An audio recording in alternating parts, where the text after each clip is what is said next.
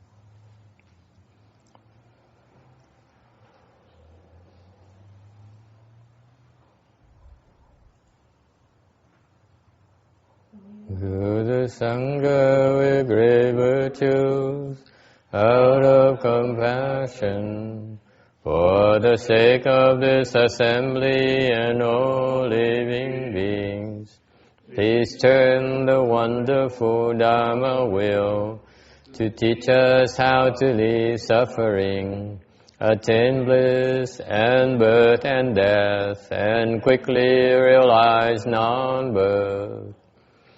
Cung kính đại đức thắng thịnh, vì thứ pháp hội cấp nhất thiết chúng sanh, đến duyên diệu pháp luân giao đạo ngã môn, như Á Liêu sanh tự ly khổ đạt lạc, tất chư ocean. Homage to the blessed, noble, and perfectly enlightened one.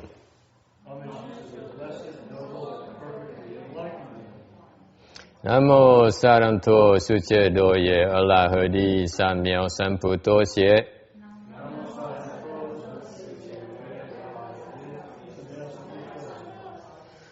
Nam mô Tát Đắc Tha Tô Đà Đa Ya A La Ha Đề Tam Miệu Tham Bồ Đà Tọa.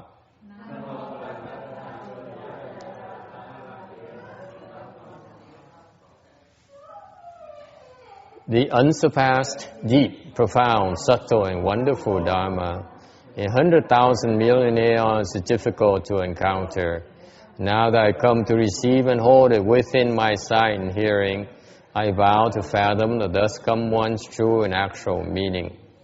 Wu shang sheng sheng wei miao fa, bai jie wan jie nan zao yu, wo jin jian wen de shou chi, yan jie ru lai zhen shu yi. All Buddhas and Bodhisattvas, Earth Store Bodhisattva, Venerable Shenhua, Venerable Bhikshunis, all good known advisors, Amito Phật. Chư Phật Bồ Tát, Địa Tạng Bồ Tát, Sư Phụ Sang Rần,各位比丘尼，各位善知识，阿弥陀佛。Chư Phật Bồ Tát, kính thưa Địa Tạng Bồ Tát, Hòa Thượng Tuyên Hóa, quý sư cô và quý vị thiện tri thức, A Di Đà Phật.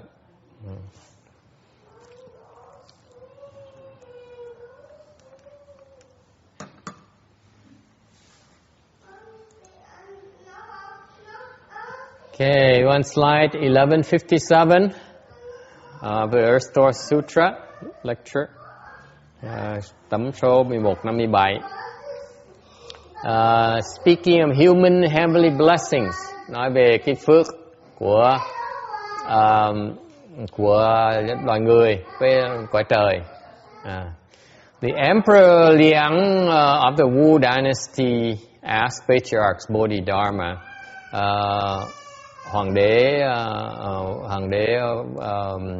Lương Hoàng đế hỏi tổ Bodhidharma. Since I became the emperor, I built temples and allowed people to lead the home life. How much merit and virtues does that create? Khi mà tôi thành hoàng đế bây giờ, tôi xây rất nhiều chùa cho rất nhiều người xuất gia. Tôi tạo công đức gì? The patriarch replied, actually you created no merit and virtue at all. Only human heavenly small fruitions that causes without flaws. Ngài Bodhidharma mới trả lời, thiệt ra không có phước, không có đức gì hết. Tại sao vậy? Ngài chỉ tạo ra những cái tiểu quả về loài quả trời với cõi người thôi. Đó là tạo là những cái nhân về có lậu thôi, hữu lậu thôi. So the emperor then asked, what is true merit and virtue? Hoàng đế mới hỏi, vậy cái công đức chân thật là sao? The Bodhidharma said, pure wisdom, perfect and wonderful. Cái huệ nó vẹn toàn và nó huyền diệu. Its substance empty and still. Cái thể của nó là nó không và nó tịch. Such merit and virtues cannot be sought in the world. Những cái loại công đức đó không thể tìm ở trong cái thế gian này. Accordingly, one should then only accord with real prajna, real wisdom. Bởi vậy, mình nên chỉ hồi sự hướng lý để mà mình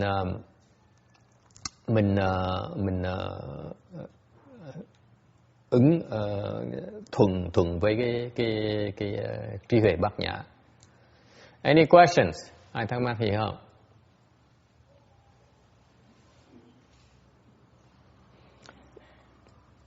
This is a famous anecdote because Emperor Liang of the Wu Dynasty met with Bodhidharma because he heard that Bodhidharma is a big shot in Buddhism. Đây là cái chuyện rất nổi tiếng là cái vua Lương Võ Đế gặp với ngài Bodhidharma khi ngài Bodhidharma đi qua từ Ấn Độ qua nước Tàu để mà đem đại thừa qua nước Tàu, nước Trung Hoa. That's when Bodhidharma brought Mahayana from India to China. And Emperor Liang then made an offering to him and asked and requested Dharma. thành Lương Võ Đế mới là cúng dường cho ngài Bodhidharma và để thỉnh pháp ngài. And he was bragging about how good he was towards Buddhism. Ông mới khoe với ngài Bodhidharma là ông tạo đức công đức nhiều với Phật giáo. In building temples and sponsoring people living the home life, bằng cách xây chùa, cúng dường cho những người cho chùa tháp, với lại cho rất nhiều người xuất gia. And so when he asked me how much merit and virtue do I have, thì khi mà hỏi ngài Bodhidharma là tôi đã tạo bao nhiêu công đức, thì ngài Bodhidharma nói là không có công đức gì hết. Bodhidharma bluntly said, zero. You have no zero merit and you have zero merit and virtue. Okay, and this is a fact. He's referring to no merit and virtue that is transcendental. Đó là nói về cái không có công đức của xuất thế. Okay, you need to plan transcendental merit and virtue for you to obtain liberation. Tại vì quý vị lúc mà trồng phước đức á, phải nhớ trồng cái phước đức để xuất thế, chứ không phải trồng phước đức để tại thế. Okay, so when Emperor Liang of the Wu Dynasty did all those merit and virtues with Mahayana, was with the mindset of trying to get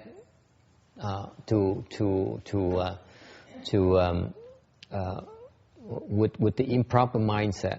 Lúc mà trồng bố thí như vậy mà cái tâm bị lệch, bị trật. Okay, when you plan blessings, you should not when you practice giving, you should not practice giving with hoping to get something out of it. Okay, đừng có bố thí mà mong là mình được cái gì đó, được cái gì lại trong cái sự bố thí mình. If you give with that kind of mindset, all you get is blessings without flaws. Nếu cái tâm quý vị bố thí như vậy, quý vị chỉ được những cái quả, những cái trồng cái nhân để sau này được những quả có hữu lậu thôi. Okay, the danger with that is that when you have blessings without flaws, khi quý vị có cái phước hữu lậu, nó rất là nguy hiểm. It is dangerous because you can go astray with blessings and outflows. Tại vì cái phước mà hữu lậu nó làm mình dễ là lạc đường. Okay, because when you have blessings with outflows, you tend to be led astray because you tend to abuse your blessings. Tại vì cái phước mà hữu lậu là cái phước mà để quý vị hưởng thụ. The blessing outflows are the kind of blessings for you to enjoy those blessings, to use those blessings. Whereas the blessings without outflows are the blessings that are meant for you to obtain liberation, that you can cultivate with. Ngược lại, những cái lợi phước mà nó vô lậu là những cái lợi phước mà để giúp quý vị tu hành, để giúp quý vị cuối cùng đắc được cái giải thoát. Còn cái phước mà hữu lậu là cái phước để giúp quý vị hưởng thụ cái phước đó. So whereas the blessings with outflows are the blessings that for you to enjoy your blessings, to enjoy life, to have a comfortable life, to have a real good life, have a wonderful life, it does not help you obtain liberation at all. Okay? And you get what you sow. Tại ra mình trồng cái gì mình được cái quả đấy. Any questions? Unfortunately, when Bodhidharma explained that to Emperor Liang, he was offended, and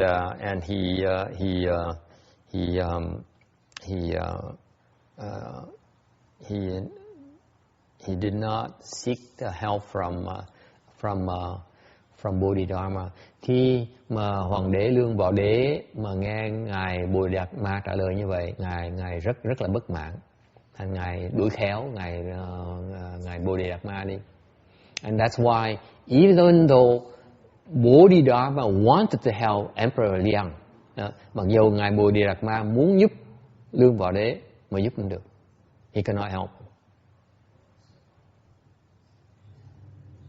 Okay? And later on, Emperor Liang fell to and became a hungry ghost. Sau khi ông Lưu Hoàng Đế chết, bị đọa làm ngạ quỷ. Okay. It takes a lot of blessings to become an emperor. Muốn thành một cái hoàng đế cần rất là nhiều phước mà thành hoàng đế được. Rồi khi mà hết cái phước ra xài, cái phước hoàng đế xong rồi, nó đọa xuống làm ngạ quỷ. So Emperor Liang used up a lot of his blessings with outflows, and to become an emperor. And after he done being an emperor, he fell to the hungry ghost realm. Okay, and that's a beautiful illustration of the fact that if you plan blessing with outflows, you tend to get into trouble. Cái câu chuyện này cho quý vị thấy rằng là khi quý vị trồng cái nhân, trồng cái phước mà có lậu đó, nó rất nguy hiểm.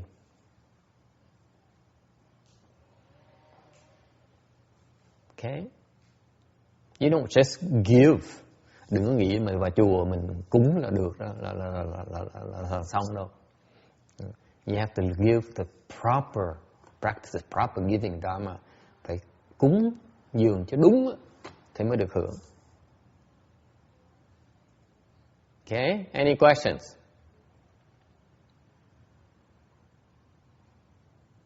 And this, so for example, the Chinese, những người Trung Hoa, người ta có cái truyền thống ta cúng dường chùa chiền rất là nhiều. The Chinese, they have this tradition, beautiful tradition of going to the temple and make offerings. Why? Because especially the people, the family are well off. Những người gia đình mà người Trung Hoa mà có giàu, có của cải đó, thường ta biết là phải cúng dường. Cha truyền con nối là chuyên môn vào chùa cúng dường. So they teach their own children to go to the temple and plant blessing, make offering to the temples. Why is that? Because they get a lot of blessings out of it. Cúng chùa chiền như vậy rất là nhiều phước. Okay. Unfortunately, that is the wrong dharma. Rất tiếc đó là cái pháp trật. Okay, because the planting blessings with outflows. Tại vì nếu mà trồng cái loại phước đó là cái phước có hữu lậu, nó có hại lắm. Okay. What's the danger with having material blessings? Có cái tai hại của cái phước mà về vật chất, cái phước hữu lậu là sao? Okay. You get the God complex. Thì vì có cái tưởng mình là trời. Muốn gì được nấy, muốn gì làm nấy. Nhà tạo, không có cái nghiệp gì mà không tạo hết. If you have the God complex, there's no offense you will not create. That's why you fall very, very quickly. Bởi vì vậy mới đọa rất là dễ. Okay? Alright, next. 1158.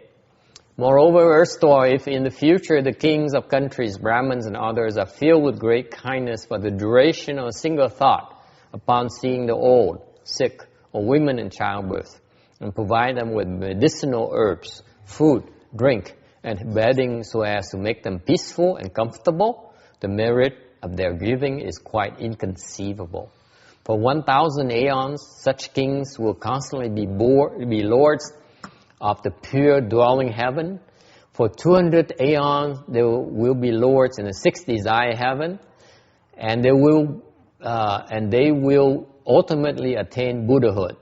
They will eternally not fall into the evil path, and for 100,000 lives, they will hear no sounds of suffering.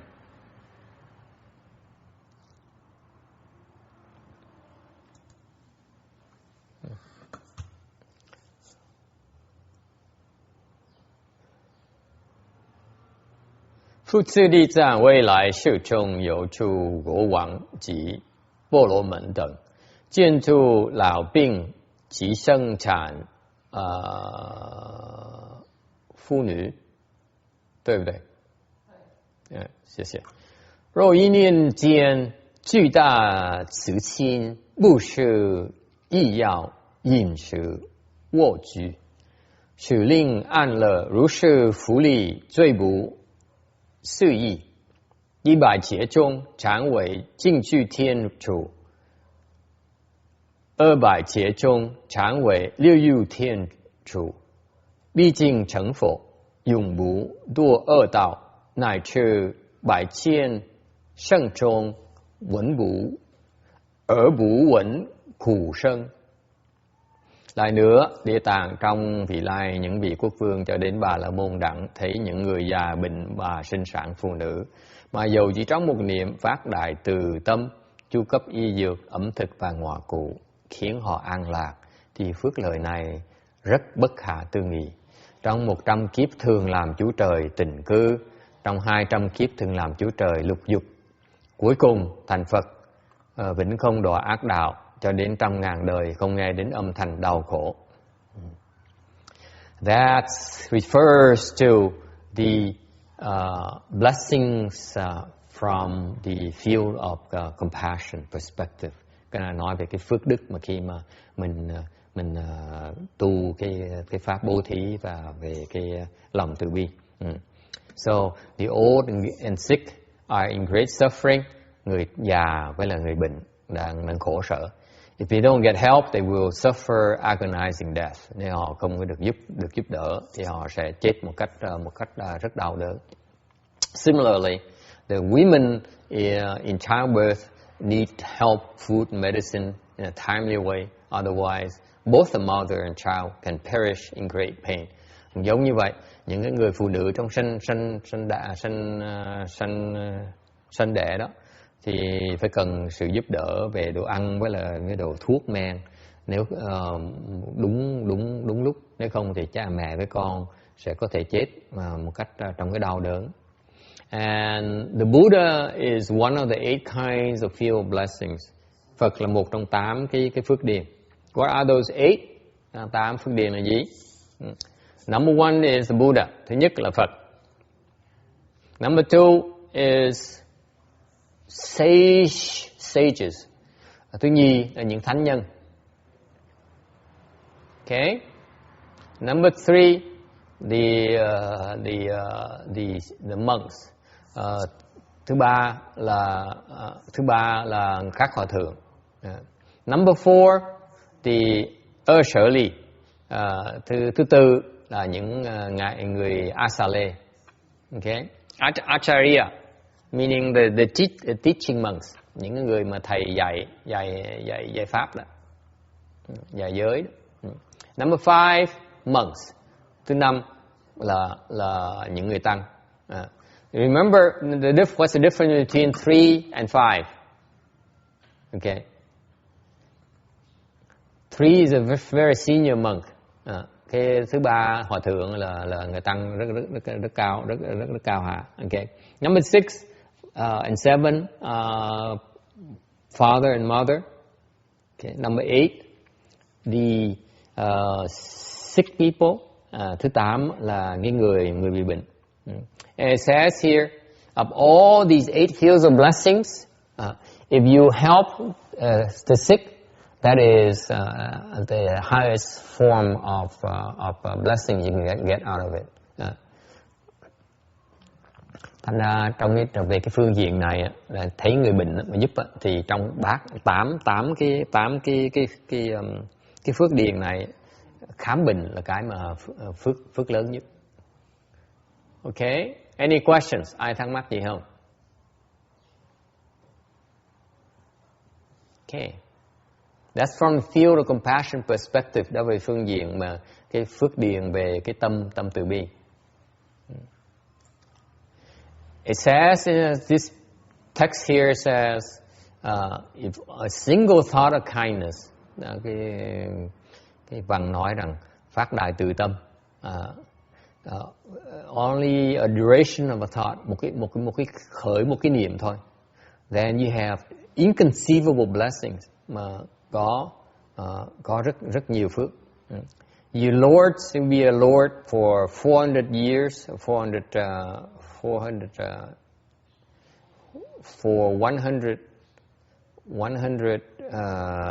100 kalpas. You'll be the lord of the pure dwelling heaven, làm chúa trời tịnh cư trong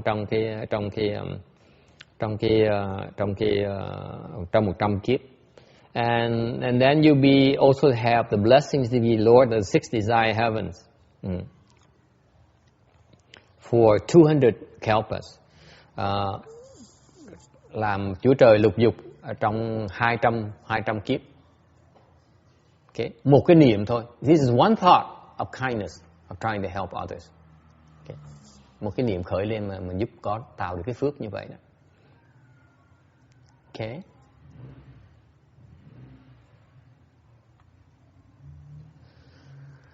In the Great Shastra, trong Đại Luận, nói rằng, if when you give and you're not apart from desire, you'll be born in the human realm with great wealth and honor, as well as the six desired heavens.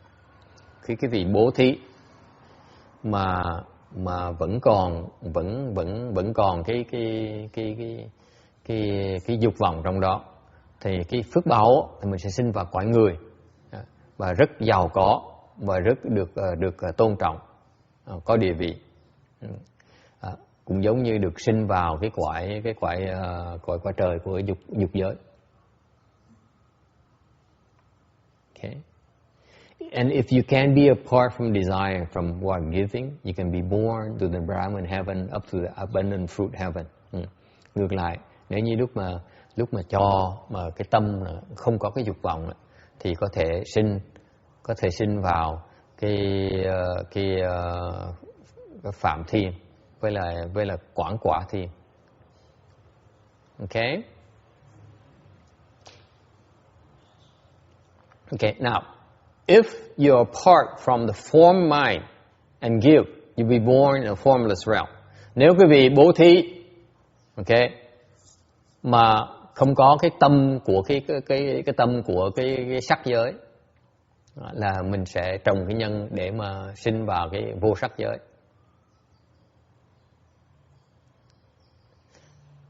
And if your mind is apart from the three realms and give, you will attain arhatship. Nếu trong lúc bố thí mà cái tâm mà không có cái tâm của ba giới ấy, thì sẽ đắc được niết bàn. Đó là được đắc a la hán quả. Okay?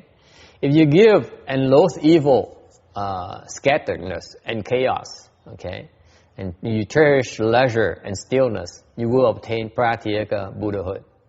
Nếu như bố thí mà ghét cái ác, không thích cái hồ đồ, không thích cái loạn, mà thích cái nhàn hạ, thích cái tịch tịnh, thì sẽ đắc được Bích Chi Phật.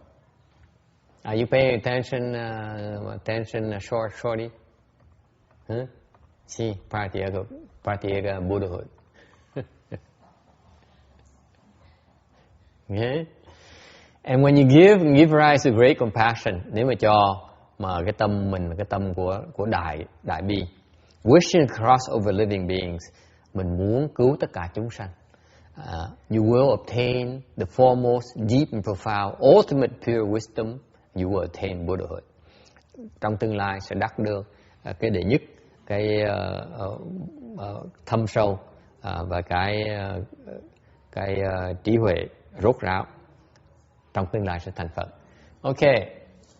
Any questions here? Anyone not clear about any of these distribution? Có ai có thắc mắc về những cái quả khác nhau này không?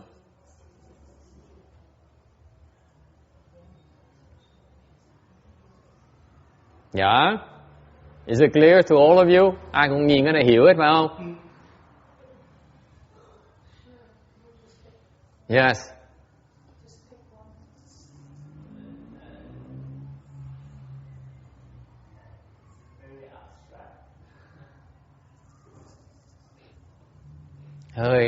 Nó hơi khó hiểu một tí. So you do not understand any of it?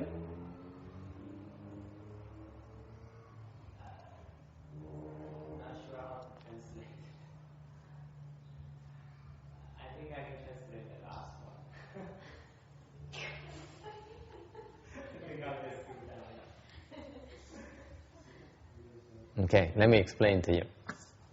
Okay, this is from the mindset. Cái này là về cái phương diện, cái tâm mình khi mình when you practice giving. Remember earlier the prior slide. Okay, cái phần trước là mình nói là về cái phương diện về cái phước điền, cái loại phước điền. Bây giờ mình nói về phương diện của cái tâm của mình khi mình bố thí.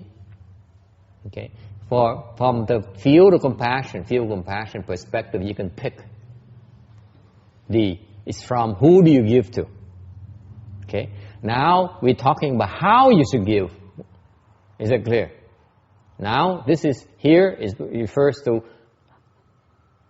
your mind, how it should be like when you give.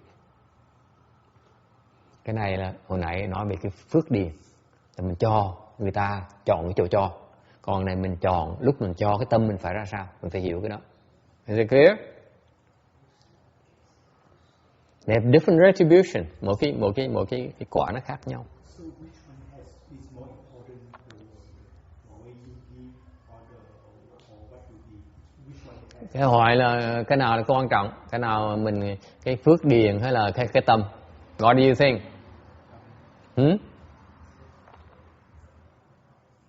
Depends who you are. Có người nói tâm, right? Somebody said your mind. I say it depends who you are. Tùy mỗi người. Okay? Suppose you are an evil person. Chàng chứ bị ác.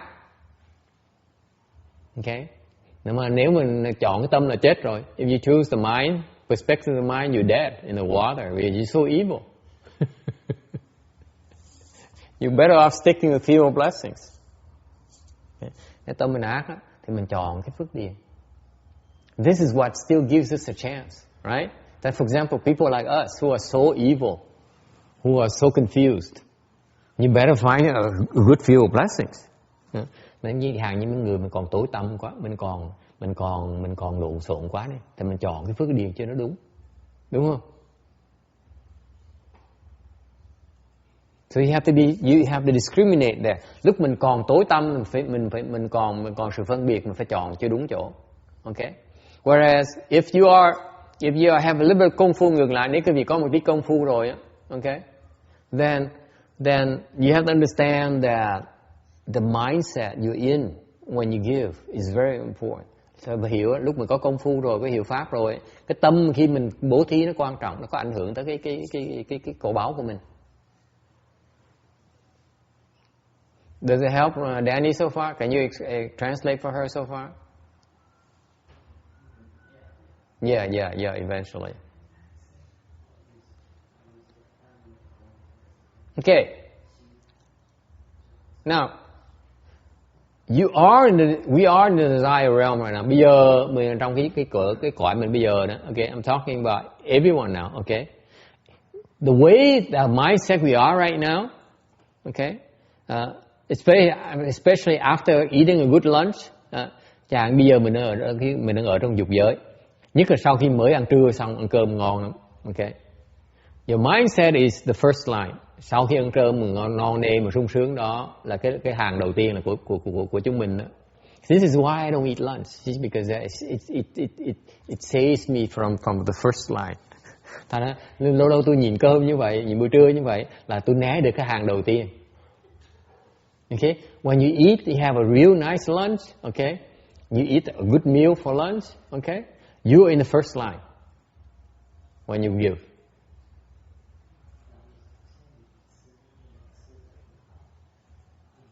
Do you buy that text? See, that's why you didn't come here for lunch. Because it says here that, see, we give and our mind is full of desires. Okay? Lúc mình cho mà tâm mình nó rất là nhiều cái dục vọng. Remember, you just ate a good meal, so your mind is still set on a good food. Okay? Chàng mới ăn xong, đồ ăn nó ngon, mình còn nhớ đồ ăn, là cái tâm mình đang còn thích đồ ăn. Okay? I'm not being facetious. This is a fact. Okay? When your mindset is like that, you're giving it, you only get the human realm and with great wealth and honor, maybe the desire of heaven. That's it. Okay? Does it make sense? Quý vị đồng ý như vậy không? Does it make sense to you? Yes, it does. Okay? You give. And your head is full of desires. That's all you get.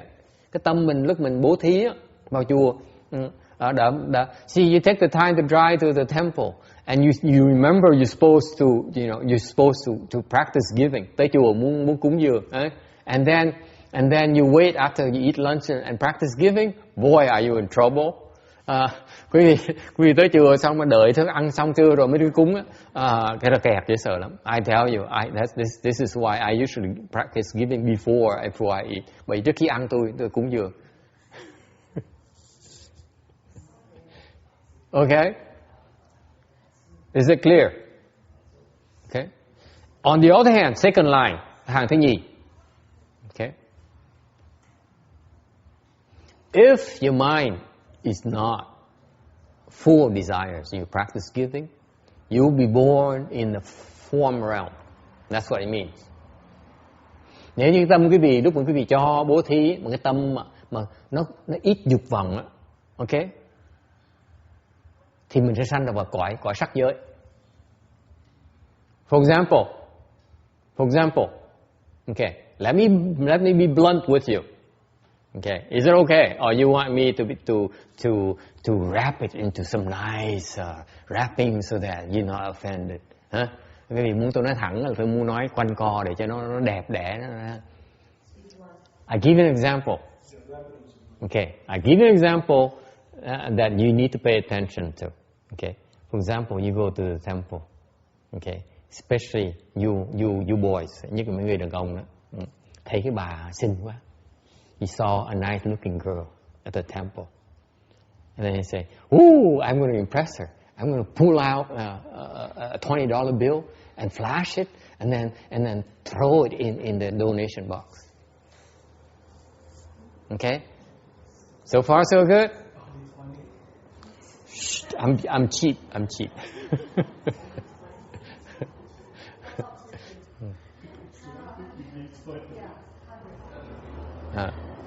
Tôi nói dạng như người đàn ông, cái đàn ông vào chùa thấy một cô đó xinh muốn làm le, thành rút móc cái bót ra lấy cái tờ 20 đồng. Mọi người nói rằng chê có 20 đồng, thôi kìa 50 đồng. Okay, maybe $50, I don't care. Okay, so you get lấy 20 đồng xong lắc xong đẩy vào nó, đẩy đi về thùng xương. That's line number 2. You get it? Did you get my drift? Nghe có hiểu không? Tại sao? Why line number 2?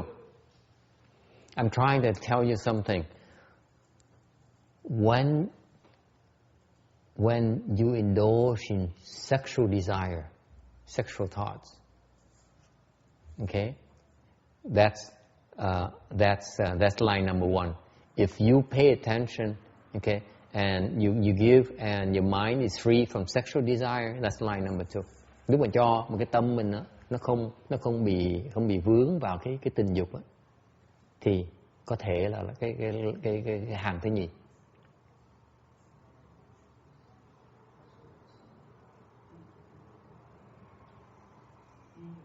Okay, so don't look at man's body and then give. You only get line number 1.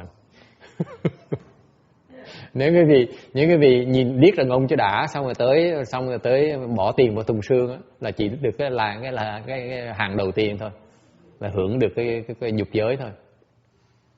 Okay, this is why in Master Shinhoa's temple he says girls and boys are different. Bởi vậy ở chùa ông Tiêu Hóa ông chia nam với nữ đó, nó phân biệt ra như vậy. Because you sit there, you sit there and you sit next to a girl.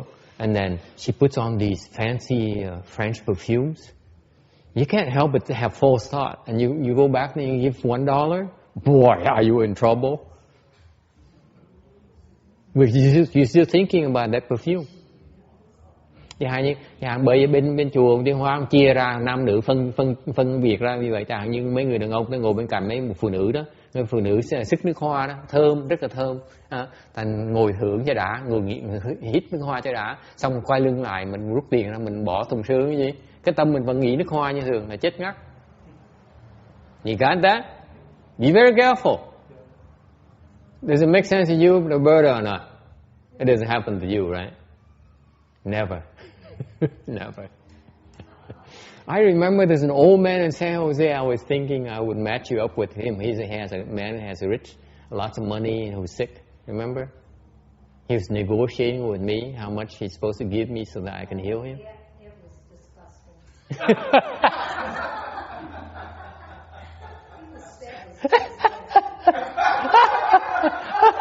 He didn't impress me at all. I don't like that kind of person. Yeah. Lần trước mấy năm trước tôi đi San Jose tôi dạy thiền, rồi có cái ông già đó ông vào ông nó đồn sao ông già nó vào ông nói là tôi nghe thầy chữa bệnh được, thầy cần tôi cúng dường bao nhiêu thầy chữa giùm tôi. Mà ông già nó giàu, tôi nói là tôi không lắm á, tôi không hao tiền lắm á mới chữa được. Thành tôi tính gả cho bà này, tại vì nhưng bà này không thích ông thế nào hết đó. Anyway, cái ông ngồi ông thương lượng với tôi từ đầu chí cuối, ông thương lượng là mới. So he's negotiating with the whole time. Yeah. Anyway, so you get it? Be careful. Nhớ nha, watch out, especially like those sexual desire thoughts. Okay, that's line number one, for sure. You free from that, maybe number two. Nếu quý vị mà không bị cái kẹt cái dục vọng đó, có thể là được vào cái sắc giới. Okay? Is it clear enough, Ước, or you have any questions here? So if I give and thinking, hoping that I can get something back, it's still like That's line number one. Yeah, it's still desires. You give with desire to get some retribution, some good retribution, and you will. Đó. Mình bố thí, mình hy vọng mình được cái quả tốt, quả báo tốt. Okay, là mình sẽ được. Okay, but that's only line number one. That's all you get. Is it clear? Okay. You have to be free from the desires for you to be born to the form realm. Nếu quý vị bố thí mà cái tâm không bị kẹt vào cái dục vọng á, thì mới được cái phước quả báo của cái sắc giới. Okay? What is the form realm? Samadhi power. Sắc giới là có định lực rồi. Any questions? And then from that, and when you're in the form realm, khi vào quý vị ở trong sắc giới á, bị kẹt vào cái sắc. Your mind is stuck on form. What is the mind being stuck on form mean? Those you are in first to fourth dhyana, what is the mind stuck on form mean? Những cái người mà đang từ nhị thiền, sơ thiền tới tứ thiền đó, cái tâm mà kẹt sắc là tâm gì?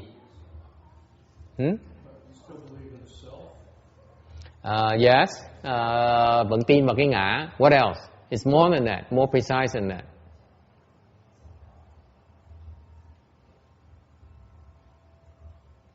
You stuck to form, kẹt vào về cái sắc. Okay.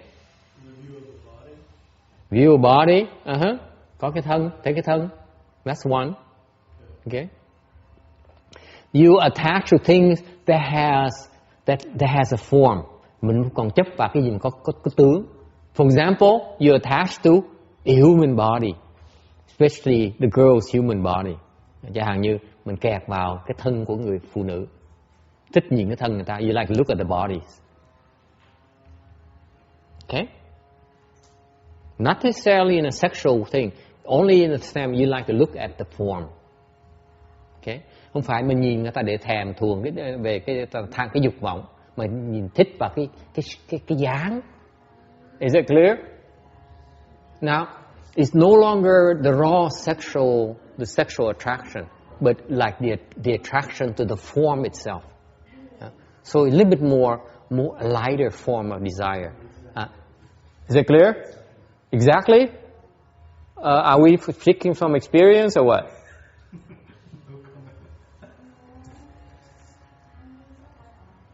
Anyone had that problem? Come on, raise your arms. Okay? You too? Okay.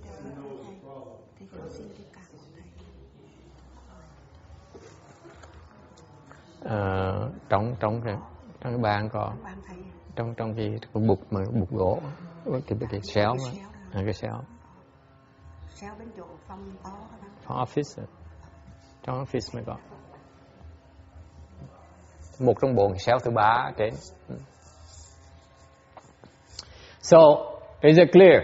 You see, now it's not about sexual things anymore, but the sexual form, the form itself. Hello. Di Đà Phật, Mô Phật. Okay, so you still drawn to, let's say, the shape. Okay, hàng như mình bị kẹp vào cái dáng. Okay, so form is something. What is form? Form has a shape. Okay, pay attention, folks. This is where you're stuck. I'm spending time to explain to you where you're stuck right now. So you pay attention. Okay? Mình thấy cái dáng, có cái dáng, mình thích cái dáng. Cái tướng bên ngoài. Okay? And form also has a substance as well. Cái dáng, cái form, cái sắc nó có một cái thể chất ở trong nữa. There's something inside. Beside the shape, you'll see something there as well. Okay? I don't know how to explain that in English. But có cái thể. Substance. It's there's something inside as well. We're not only talking about the form outside, but also inside. You know there's something inside there as well. That the nature of the substance is that it obstructs. It's like obstructing light. Obstructing water. Yes. But the characteristic is that it's obstructive. It has something there. Yeah. That something we think is something there. Yes. It's not empty. Is that clear? It's not light. So is it like if you don't want people to, if you don't want to look bad, is that is still possible? Yes. Okay. For example, good question. Good point. He says, for example, you do not want to look bad. Okay? That is attachment to form. Is it clear? Any questions here? If you meditate and you see these things arising, it shows where you stuck. Đừng luyện thiền, có những cái tư tưởng nhảy lên đó, là cho quý vị biết đừng kẹt chỗ nào. Is it clear?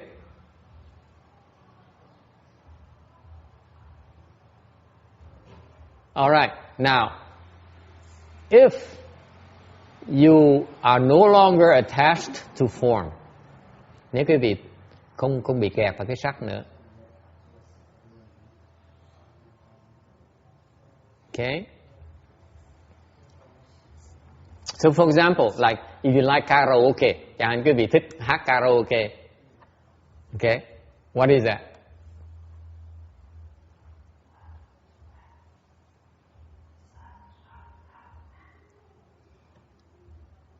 What is that? You like karaoke. What is it? Yes? Huh?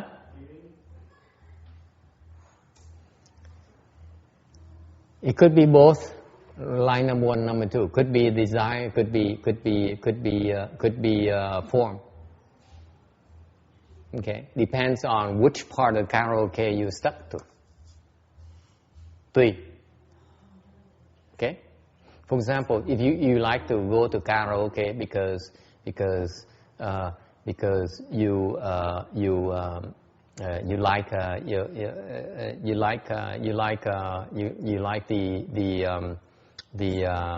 the music, that's a desire realm. Chẳng tới nghe nhạc karaoke là tại vì thích nghe cái nhạc đó. Cái đó là sẽ kẹt vào cái dục giới. Translate for her. Now she's curious. Is that clear? Yeah. What do you think? Why do you think I bring it up? Yeah, because she and her sister goes to karaoke.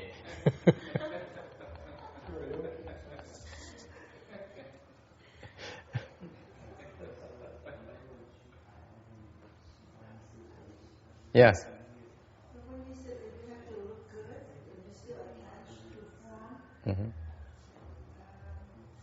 don't we all have to do with at least trust and listen? Yeah.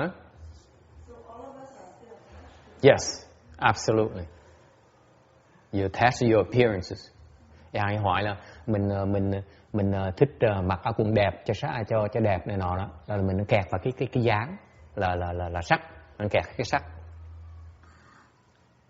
Translate for her. That's very important. So let's say you know let's say I'm a monk and I want to have a nice clothes so that it's perfect and everything. That's attachment to form. Như người xuất gia mà thích mặc áo cho đẹp, okay?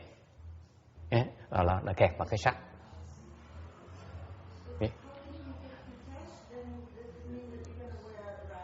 Okay, so the question is, so how do you detach from it? Do you wear rags? Mặc đồ rách hả? Absolutely not. Không được. No way.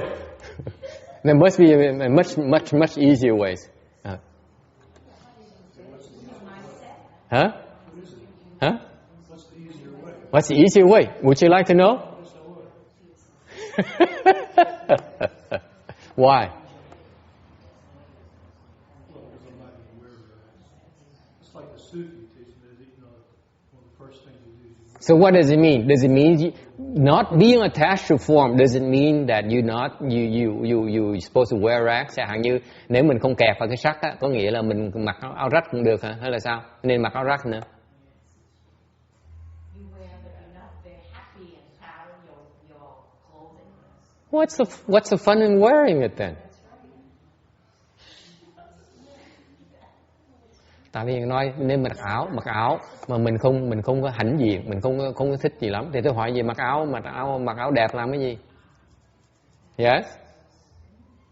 You have to reach the point where you don't see wearing those good clothes like good clothes. It's the same as wearing rags. It's not different. You don't like dwell on it, look for it. Wearing rags is just the opposite of trying to wear good clothes. It's just the yin and the yang. It's a dual. You have to get to the point where you see it as nothing. You know, don't discriminate between. You cannot see nothing yet. No, it's too far. Yeah, but I mean, that's if you have that kind of state, then I think it's okay. If you don't, then you attach clothes. Then with rags, you're absolutely. Okay, let me put it this way. Does it mean that when you wear, you're supposed to feel ashamed when you wear something nice? Nó ngược lại đi, cho nó rõ ràng hơn. Hay hàng như có nghĩa là một khi mặc đồ đẹp là mình phải mắc cỡ không? No, right? No, of course not, right? So what is it? What does it really mean then? It means that whether it's good or bad, it's okay to you. Có nghĩa là mình có đồ tốt hay đồ xấu, nó cũng như vậy đối với mình thôi. so that means if you wear the right stuff and It's okay too. but if you feel ashamed, you still attached. Yes. Ngược lại, nói như mình mặc đồ rách mà mình mắc cỡ, thì mình vẫn bị chấp vào cái tướng như thường. Is that clear? Could be positive and negative, same exact thing. You can be attached to the positive or the negative. Like some of us are a little bit different.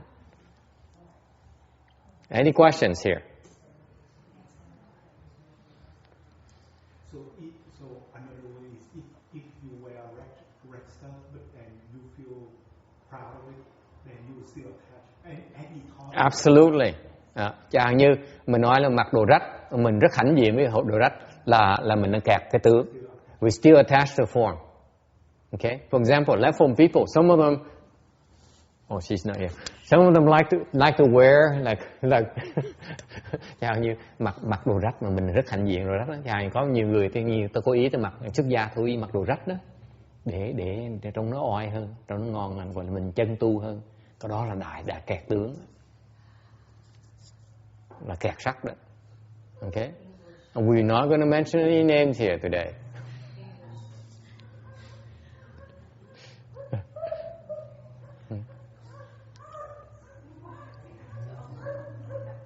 Okay? Any questions?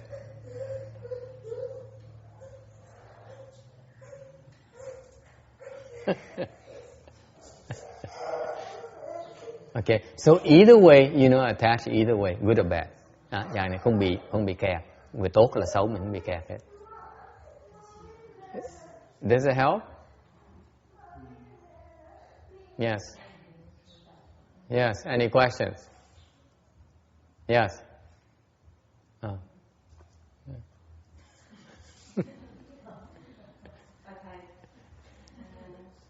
Giống có một cái một vị sư đó ở Mỹ đó, ông ăn mặc thế mà khó coi quá chừng.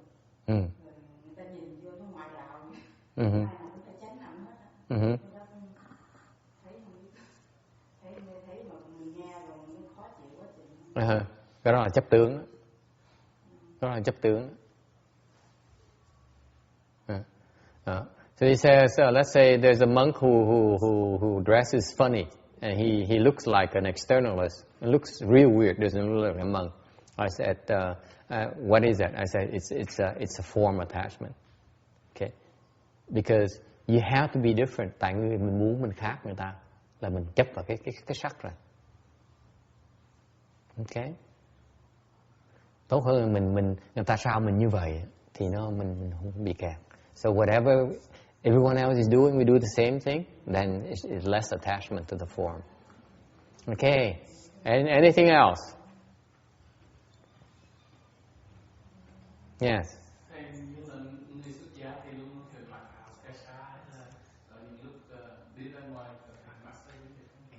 Okay, now he's getting personal. Ông hỏi là người xuất gia, he says left home people, they are supposed to wear these sashes when they go outside or not? I said, you're getting real personal here. Because most left home people nowadays, they don't wear sashes anymore. Thì bây giờ mấy người xuất gia ra ngoài đường mặc áo nữa. No, you don't. And they get offended when they see us wear this kind of stuff outside. Mà họ thấy mình mặc cái xuất gia mấy cái cà sa này, họ rất khó chịu. It offends them. Họ khó chịu lắm. Especially when we wear sashes to their temple and they don't wear the sashes, they get real offended. Nhất là mình tới chùa người ta, mình mặc áo, mình khoác y vào, đắp y vào, người ta không đắp y, người ta rất là khó chịu. I remember I was in a temple in Taiwan. Lúc mà tôi qua bên Đài Loan học tiếng Tàu đó. I was staying at various temples. Tới mấy cái chùa in all temples, no one wears sashes.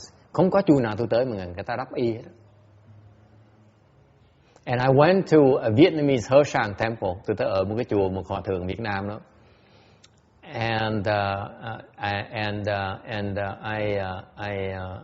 I started wearing my sash. Tôi bắt đầu đắp y một cái. He said, basically he said, take it off. Hòa thượng nói thẳng luôn đó, là gửi cái y ra. It's offensive. I went to a temple close to the roast meat here. Tôi tới một cái chùa gần đây nè. Okay. Hòa thượng, the Hershang invited me over because he has some funeral services. Ông hòa thượng đó mời tôi tới đó tại vì ông muốn được nhiều người tăng để làm cái Phật sự cho nó xôm hơn. Okay, so I went over and then after we done doing the ceremony, lúc làm lễ thì ai cũng đắp y hết á, rất đẹp. After the ceremony is over, he took his sash off. Rồi làm lễ xong rồi ông gửi tháo cái y ra. He looked at me and said, take it off. Ra lệnh tôi là tháo cái y đó, không được đắp y nữa. Okay. So nowadays people don't wear sashes outside anymore. Hiện bây giờ có những người xuất gia, phần lớn người xuất gia ta không có đắp y ở ngoài nữa. But that is wrong. Đó là sai. Okay, because the Buddha's precept says we must wear our sash. Tại vì Phật chế rằng là mọi người xuất gia phải đeo đắp cái y này. Okay. Worse yet, there are quite a few left home people. Có một nhóm người nữa, những người xuất gia nữa. When they go outside, let's say they go to school, to universities, hoặc tới trường đại học họ học. Họ mặc người thường, đồng phục người thường thôi. They wear lay people's clothing. They don't wear level people's clothing anymore. That's even worse. Cái đó còn tệ hơn nữa. Are you translating for routine or not? Yes, absolutely. You translate everything. You don't leave people in the dark. I explain things for a reason. Don't second guess me.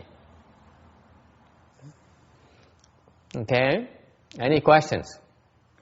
So, the answer is it's improper to go outside without sash. But because this is Dharmic ending age, and people do it, and they think it's like the norm, they're wrong. Thành ra, đúng theo giới luật của Phật chế ra, thì nhất người Việt Nam mình đụng chạm nhiều người Việt Nam hay nói về cái chuyện này lắm. Tại vì như giới luật mà Phật chế ra là người xuất gia khi bao giờ phải đắp cái y hết đó. Mà hiện bây giờ cái thời mạt Pháp này, mấy người xuất gia không ai đắp y nữa. Không có nghĩa là họ đúng. Doesn't mean they're right. If they don't wear the sash, does not mean they're right. So yes, some people commented to me. Có một người mới nói tôi recently. She said that when we wear sashes to the other temples, like we went to the temple Thursday. Danny, are you translating? Are you in samadhi? Yes, it's one sentence that people, the monks don't wear sashes anymore nowadays. Okay.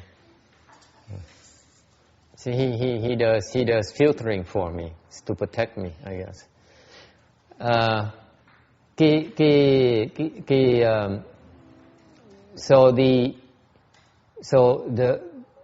We went to another temple. They don't wear sashes. Tới một cái chùa khác, cách đây vài ngày tới một chùa khác người ta không đắp y nữa. So someone commented to me. Có người nói với tôi rằng là mình không nên đắp y, tại đắp y làm người ta khó chịu. They said you should be wearing sashes because it really makes people uncomfortable. I say let them be uncomfortable. Tôi trả lời lại kệ người ta khó chịu mình chịu. Okay. Just because they're wrong does not mean I have to be like them. Nếu người ta sai, mình cần theo người ta. Okay. I'd rather offend them and not create offenses for myself. Chẳng thà tôi mất lòng người ta nhưng mà tôi không tạo cái nghiệp để tôi đọa địa ngục. Because if I don't wear sashes, I create the offenses to fall to the hells. Không đắp cái y này á, ta tạo cái nhân để đọa địa ngục.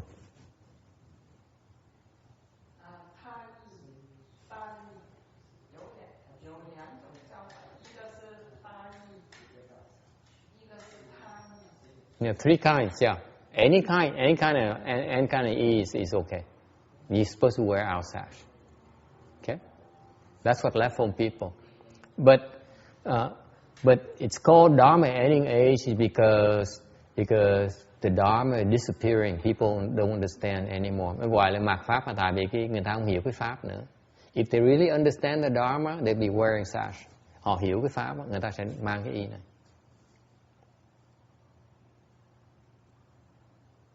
Okay. Any questions?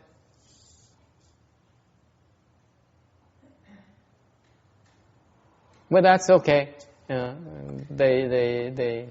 If they don't wear sashes, then they will cause problems for themselves. But that's their choice. Họ không làm thì cái đó họ chịu cái quả của họ. Mình cần bắt chước theo. Okay. Họ you don't need to condemn them either. Họ cũng thể cần khinh người ta hoặc là coi thường người ta. It's none of our business. Mạnh ai nấy tu. Okay. Mình cần chê người ta, mình cần chỉ trích người ta. Ai hiểu tu được gì cứ tu nữa đấy. Whatever we understand, we try our best to cultivate. That's good enough. Mình hiểu được bao nhiêu mình tu bấy nhiêu là được rồi. Okay. You don't need to pass judgment on others. Không cần phải phán xét người ta. Okay. All right. Any other questions? Okay. Now, line number 4. Hàng thứ tư.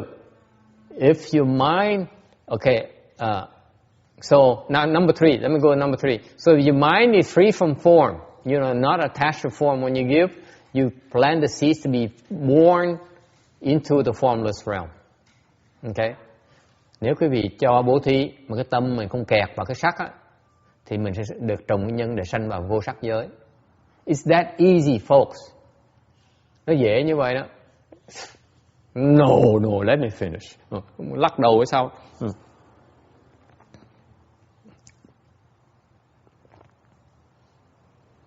Mình trồng cái nhân để mình sanh sau này. What you do when you're planting the seeds for future use. So when you plant the seeds, be careful. That's all. Mình lúc mình trồng cái nhân phải cẩn thận. Cái tâm mình giữ cái tâm mình sẽ cẩn thận. You need to pay attention to the mindset when you practice giving. Okay? And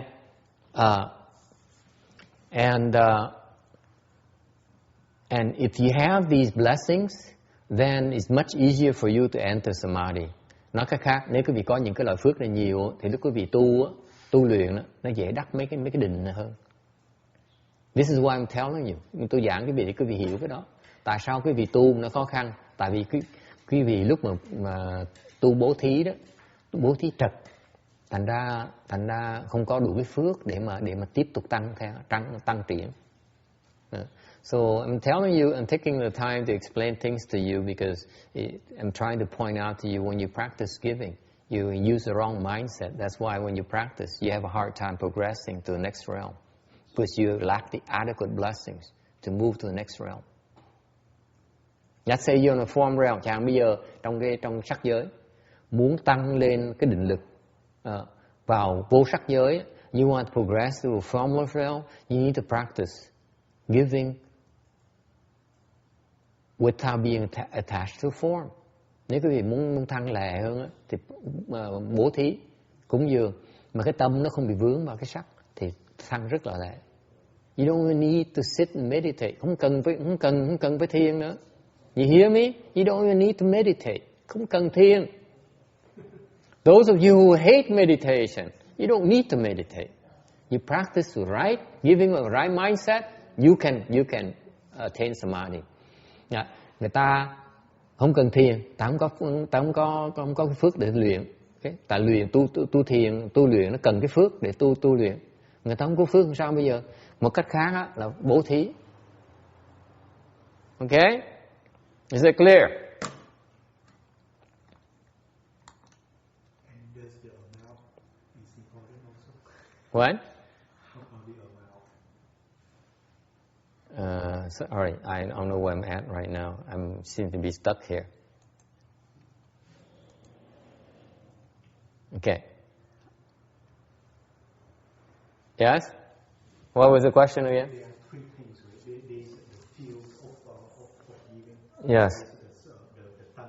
Yes. And then also does the amount count? The amount? Yeah, of course. Yeah. So nó ba cái phần. Một phần là cái phước điền. Cái phần thứ gì là cái tâm mình lúc người cho. Cái là cái của mình cho. Có ba cái tất cả. Okay, the three things. Okay. Now, if you can give when your mind is apart from the three realms, như quý vị cho bố thí mà cái tâm mình nó lìa ba cái giới này, you plant the seeds to attain fourth stage arhatship, trồng cái nhân để đắc được tứ quả A-la-hán.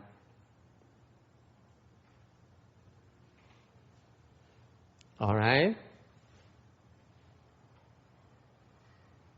Yes. That's all very well, but how do you do that? Okay. Very good. Good question. Cái này nói ngon lành lắm, sao mình làm được? Okay. It's very easy. It's so easy.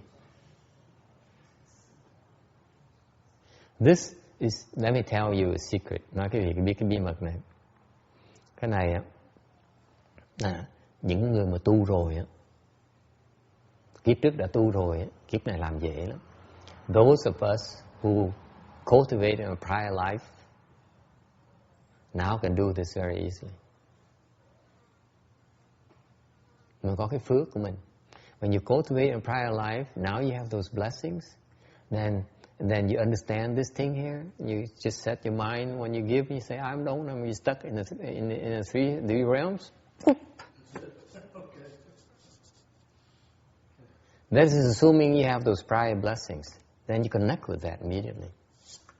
Tại vì kiếp trước mình tu rồi thì mình đắc được cái trình độ cao rồi đó. Kiếp này mặc dù mình chưa đắc trình độ đó, nhưng điều mình nói là tôi muốn cái tâm tôi như vậy thì mình lắp vào cái tâm lúc trước mình cho được.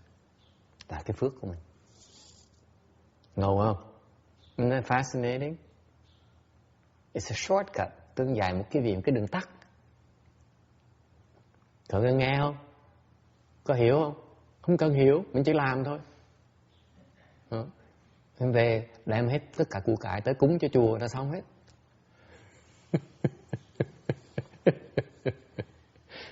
Thành ra đây cái đường tắt.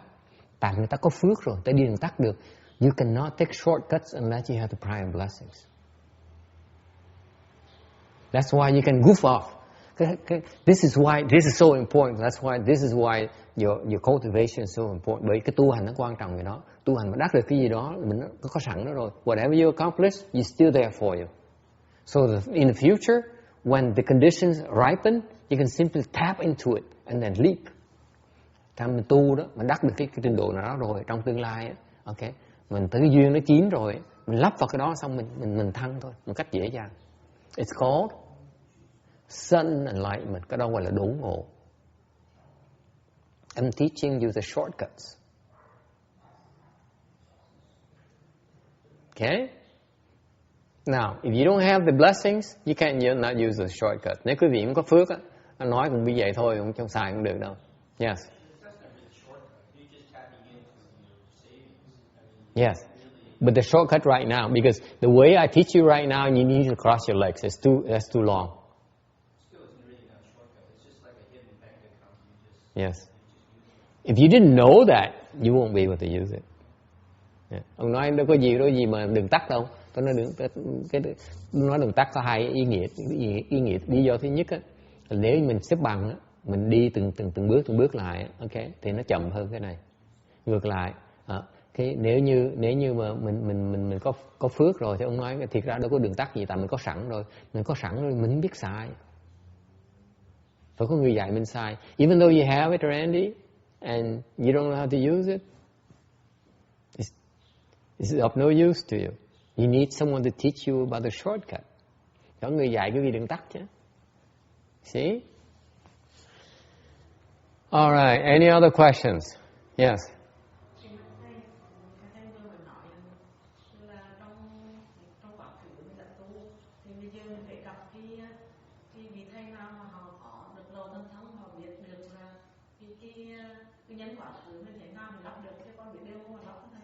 Thì đương nhiên rồi, họ người chị á. Có gì, someone has to tell you. Absolutely.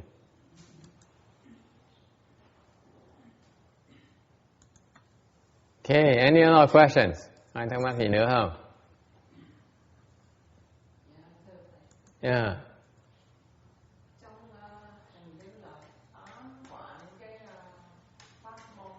Mm.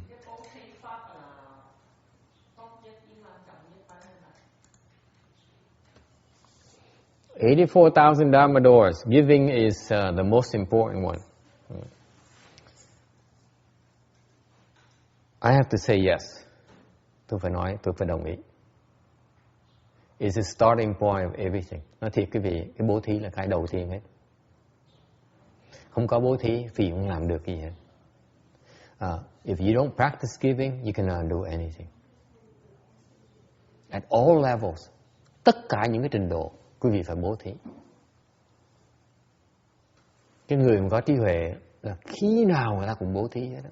If you have true wisdom, you always give. Everything.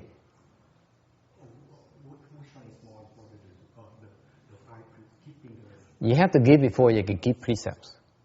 Gọi là cái giữ giới với là cái bố thí cái nào quan trọng. Tôi nói mình phải bố thí mà mới giữ giới được. You cannot keep precepts because you don't practice giving. Mình không có bố thí mình giữ giới không được. You know that? You don't practice giving, you cannot keep precepts. Why is that? Tại sao như vậy? Tại sao?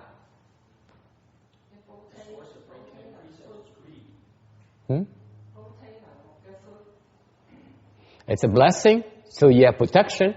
Mình có phước thì mình được bảo vệ. I think it's the source of a lot of our problems is greed. And if you give up greed, so it's easier to keep hold of it. But what about the sources that are non-greed? I think a lot of it comes from that. It's just maybe a derivation. I tell you why you break precepts. Biết tại sao? Vì sao phạm giới không? Okay, because you owe the other person. Mình phạm giới tại mình nợ người ta. Người ta tới ta phá mình. Now they come back and harass us. So if you don't owe that person, you can keep precept. Nếu mình không nợ người ta, mình giữ giới được. Mình nợ, mình giữ giới được. If you owe them, you break precepts. For example, okay, you are a monk. Quý vị, người xuất gia. Okay? Tại sao hoàng tục? Why do monks return to lay life? Because the monk owes that woman. Tại người thầy đó nợ cái phụ nữ kia. Về mà trả.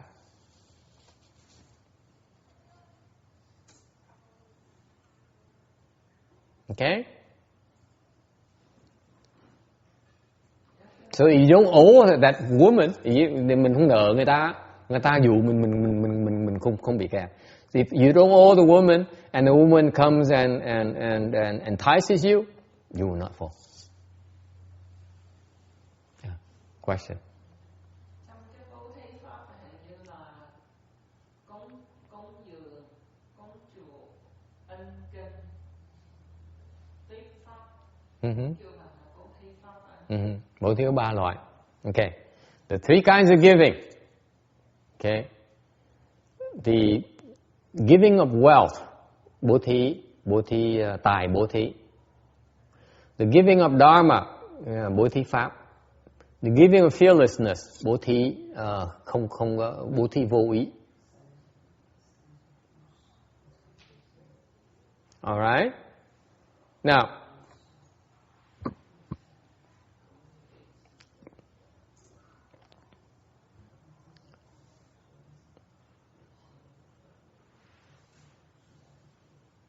of the 3 giving, okay, 3 cái loại bố thí, okay, you constantly practice all 3 kinds of giving. Nếu quý vị có trí huệ, luôn bố thí 3 cái loại một lúc. You don't say I only practice giving dharma. Đừng có nói là tôi là có trí huệ là tôi chỉ cho pháp thôi. That's not enough. Mình phải bố thí tài.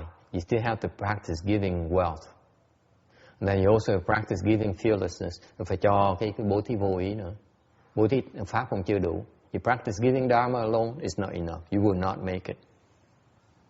I can assure you of that. Tôi cam đoan quý vị. Bố thí pháp đi. Tôi không được đâu. For example, okay, because you see, I take the opposite. I differ a little bit from the common wisdom, Buddhist wisdom, where it says dharma giving is foremost. Thông thường bên Phật giáo nói là cái bố thí pháp là đệ nhất. Tôi không nghĩ như vậy. I believe in balance. Tôi tin vào cái sự thăng bằng. Okay, tại sao như vậy? Chẳng như bây giờ let's say I'm a monk. Chẳng tôi là người xuất gia. Okay, thành cái việc mà tôi thể cho dễ nhất là cho pháp. So the best thing, the most appropriate for me, convenient for me is giving a dharma, because that's what I do. Okay, tôi cho pháp đó. So I say, okay, I specialize in giving dharma. I'm not going to give any wealth.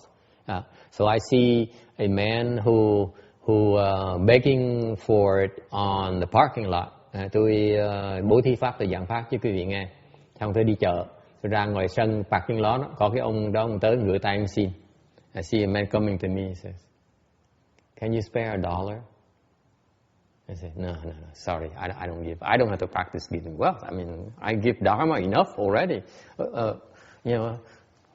Twice on the weekend. I don't need to give you $1."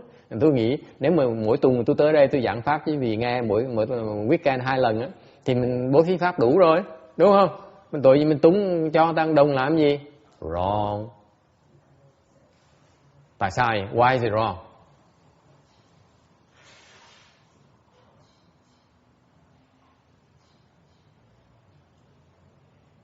Because just to tell you a story, let's say that man is really hungry. He needs $1 to buy a burger. Chẳng hạn cái ông này đói mấy ngày rồi. He's been hungry for several days now.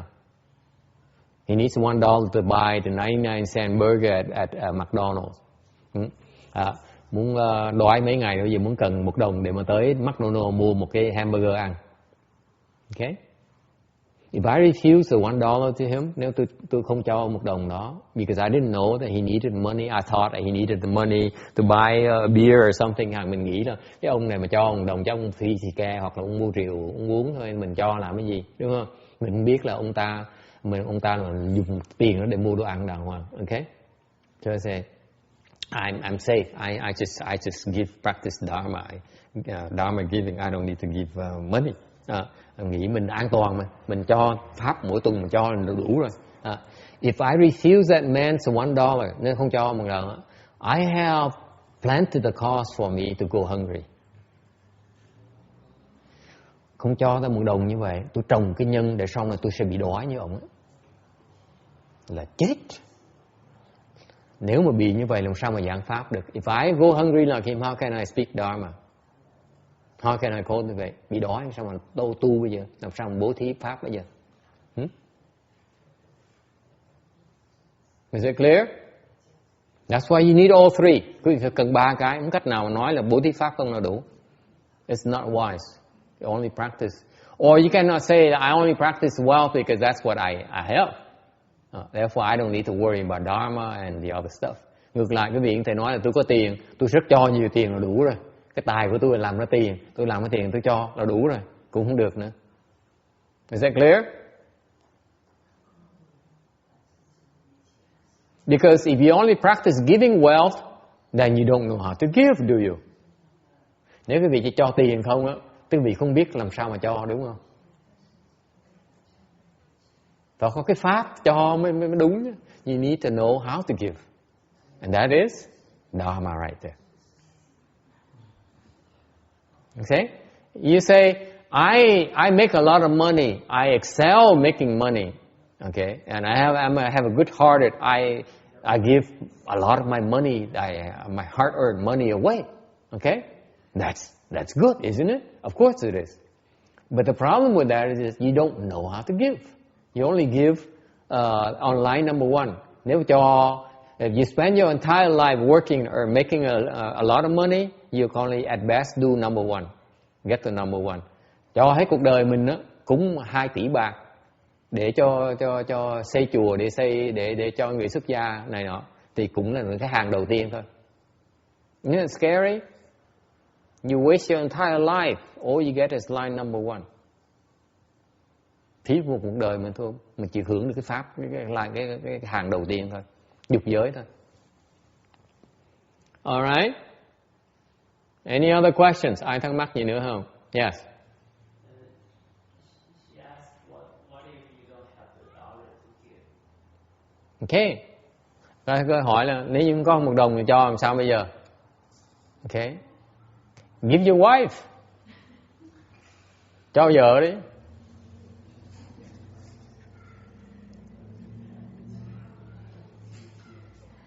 Give your sister away. Cho chị đi.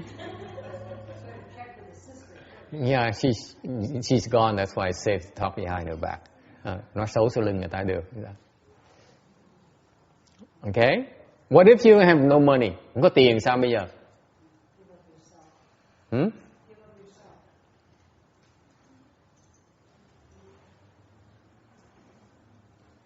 Yeah, you give time. Không có tiền thì cho thì giờ. Cho cái sức của mình. You give your strength. You give your power. You give, mình cho thì giờ của mình, cho sức của mình, cho công của mình. Does that help? You don't always have to give wealth. You know, what happens is that let's say you don't have money, chẳng hạn mình có tiền, mình cho thì giờ là sao? You give time, right? The time you put into doing that thing, you get the equivalent market price for the time you put in. You give to the temple. Cho thì giờ, bỏ thì giờ làm cho chùa đó, công quả cho chùa đó, thì cái thì giờ, cái giá trị thị trường của cái thì giờ mình làm đó, For example, you cook for the temple. Chẳng quý vị nấu ăn cho chùa. Okay? Thì không có tiền thì bỏ thì giờ nấu ăn cho chùa. You don't have money, you go to the temple and cook for the temple. Okay? You're generating the blessings of the market values for the labor or cook of your level. Thì vì quý vị tạo cái phước của cái giá trị của cái thị trường của cái người đầu bếp mà với cái trình độ quý vị thôi. So if you're a lousy cook, you know, you're not getting much. Nếu quý vị nấu ăn dở thì đừng có tưởng phước không bao nhiêu đâu. You have to be a good cook, okay? I want to be clear, nói cho rõ. If you're lousy cook, don't go any near the kitchen, please. Quý vị mà nấu ăn dở quá, đừng có vào làm ơn né nhà bếp cho tôi. Khổ sở. Yes.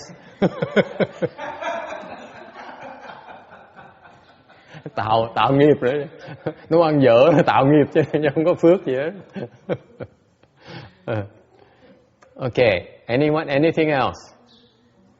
Yeah. Nấu ăn dở thì người ta thành tâm thì người ta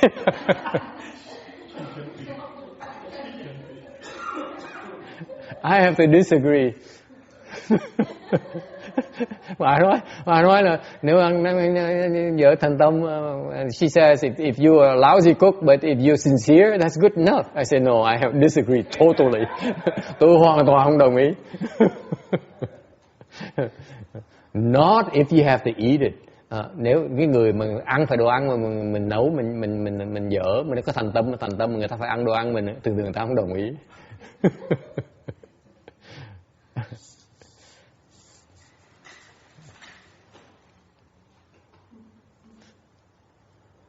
Okay, yes. the blessings you generate, for example, if you cook at the temple, those blessings, you get more blessings than you cook at the soup kitchen? Yes, absolutely. Nobody will volunteer at the other places. Everybody will. Because they don't know otherwise. They go to the soup kitchen because it's the only place they know. The few blessings matters. Nói là nếu mình cúng mấy cái chỗ khác, thay vì cúng chùa mình nấu cái soup kitchen mấy cái nhà thờ đó, hoặc là mình vào chùa mình nấu thì đương nhiên nhà chùa nó phước nó nhiều hơn. Như vậy ai tới mấy cái chỗ nhà thờ khác mà nấu, người ta tới đó tại vì người ta chỉ biết cái đó thôi, người ta không biết. Cái người mà có phước mới biết tới chùa nấu, người không có phước không bao giờ nghe được cái pháp đó. See, it takes blessings to be able to hear that you create more blessings by going to the right place.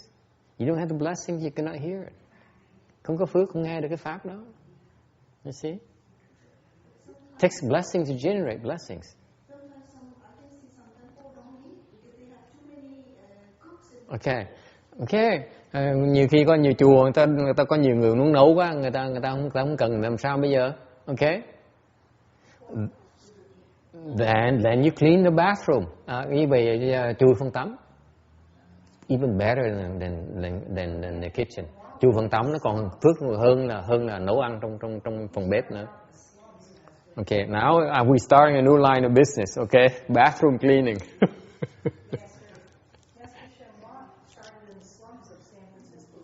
Yeah. No, in the temple, you go to the temple, it's not about cooking. Usually you go to the temple, the kitchen is the worst place. Thường trong mấy cái chùa, cái phòng bếp nó phiền lắm. Why is that? Because you find the most afflicted people at the kitchen, the temple's kitchen. Thường cái phòng bếp chùa, trong mấy cái chùa, ở trong phòng bếp nhà bếp là tạo phước rất nhiều. Tại sao như vậy? Tại vào đó phiền não dễ sợ lắm. You have horribly afflicted people. Horribly afflicted. Okay? For some reason, I don't know why, I still don't get it. You know, the people who work in the kitchen, in the temple, they're so afflicted. Mấy cái người mà nấu trong bếp vườn lớn, người ta phiền não dễ sợ. Tôi không hiểu tại sao nữa. I still don't get it. This is why when you go there, you create a lot of blessings. Bởi vì vào đó tạo rất nhiều phước. Much more than working in computers. Hơn nhiều phước hơn là làm computer nữa. Much more. No two ways about it. They don't want me to be in the kitchen. Yeah, that's why. Yeah. because they make you make them so afflicted. No.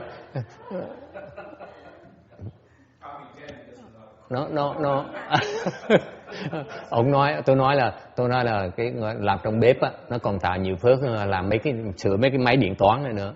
Ông nói tôi chọc ông nói mấy người bếp thấy tôi là đuổi tôi ra. Nó đúng rồi, tại vì ông làm họ phiền não quá đấy. Yes.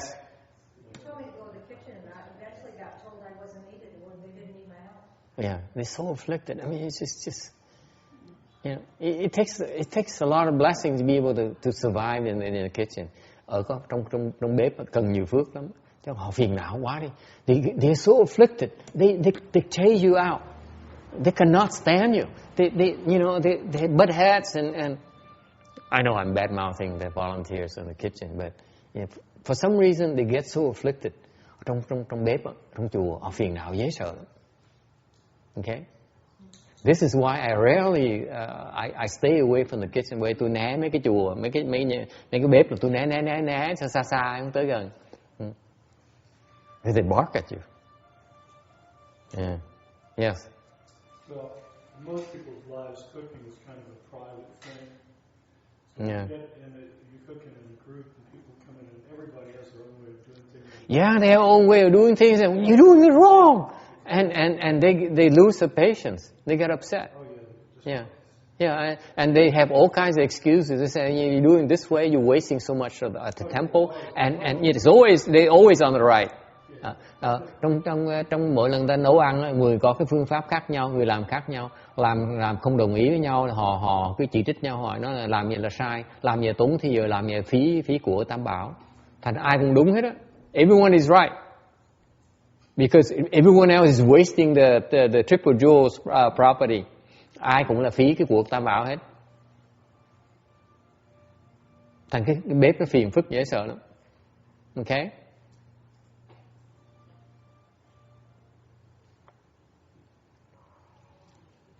That's because you never learn Linda's Dharma. She has a Dharma that he arms people. Cái bà học trò đệ tử tôi đó, bà Linda, bà không tới đây nữa đó. Bà có cái khéo, bà chuyên môn giải cái mấy khó khăn đó. She's very good at that. Linda is excellent at that. She disarms people. You guys don't realize the skills. Cái bà hay dễ sợ lắm. Bà tước vũ khí người ta. Hay dễ sợ. You see, I'm sorry she doesn't come to the temple anymore because I meant to bring it up one of these days so that you guys watch her and see how she disarms you. Cái bà này đáng tiếc cái bà không tới nữa. Bà có cái khéo léo của bà là bà tước vũ khí mình. Rất là hay. See, you need to know how to do it before you can recognize it. Biết làm rồi mới nhận ra được bà. Không biết làm nhận bà không ra. Bà làm khéo dễ sợ lắm. She's so adept at that. That's why she's like everywhere she goes, including the kitchen people. Am I correct? Roberta? Yeah. You never saw that in her. You never noticed that her skills. She disarms people beautifully. Bà khéo lắm. Bà rất là khéo. She does it naturally, without even thinking. Bà khéo nữa, bà làm một cách tự nhiên, không cần suy nghĩ nữa. Hay lắm.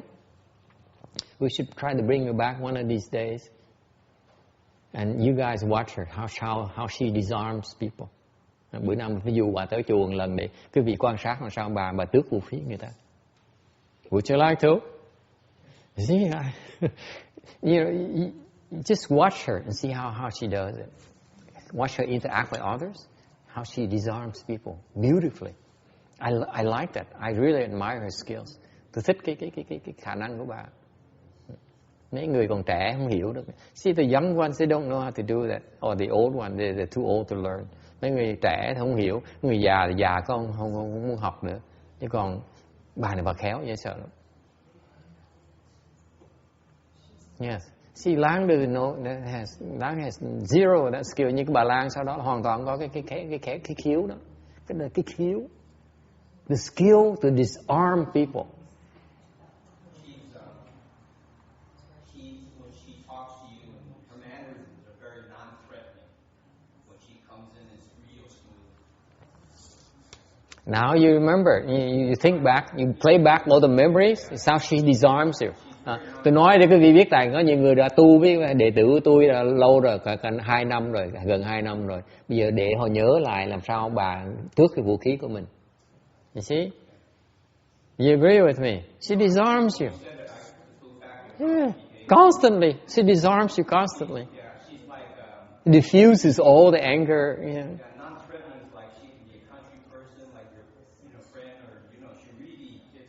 Even more than that, she diffuses your anger beautifully. Đó, ông nhớ lại những cái cách cử chỉ bà, cách bà khéo léo bà. Tôi nói hơn như vậy nữa, là khi mình giận bà tới, bà gỡ cái giận mình luôn nữa. Khéo dễ sợ lắm, hay lắm. You should bring her back one of these days and offer her a free lunch or something, or some toys or something. She's into toys. You have to give her toys and she comes. Cái bà này bà thích đồ chơi. Thành cho đồ chơi bà tới ngay.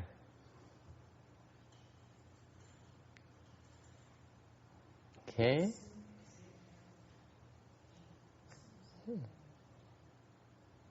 She has a huge collection of DVDs of movies. Bà có một cái collection toàn movie của bà. So that's a clue for you. Anyway. Any other questions? Ai thắc mắc hơn nữa không?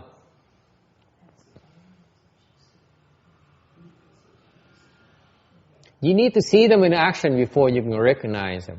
Phải thấy người ta làm mình chú ý mới học được cái nghề, cái khéo của người ta. Okay. I'm only telling you about this concept right now, but you need to see in action. Quý vị, tôi nói cái đó quý vị để quý vị để ý mà học hỏi người ta. Okay.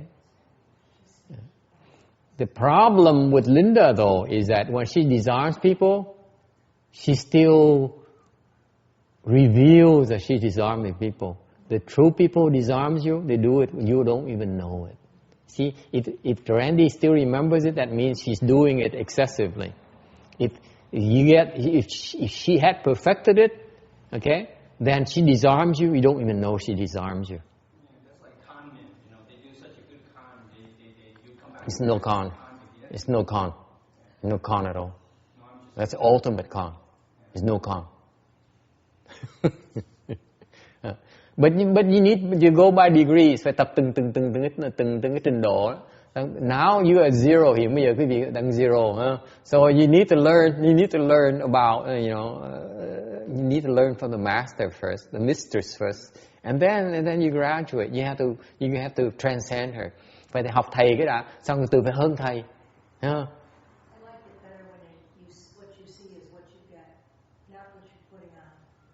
Yeah, I agree. Okay.